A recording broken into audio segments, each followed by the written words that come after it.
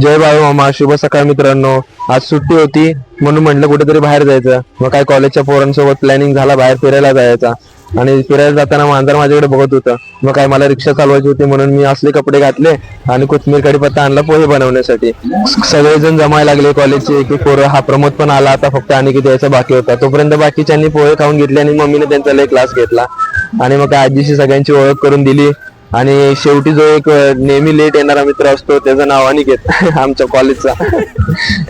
Late जरी येत असला तरी सगळ्यांना लय हसवतो आणि लय त्याची मजा घेतात सगळेजण. निघायच्या अगोदर सगळ्यांच्या गप्पा झाल्या, सगळ्यांनी बॅग पॅकिंग केली आणि निघायच्या तयारीतच होतो. मग काय लगेच गाडी चालू केली. गणपती बाप्पा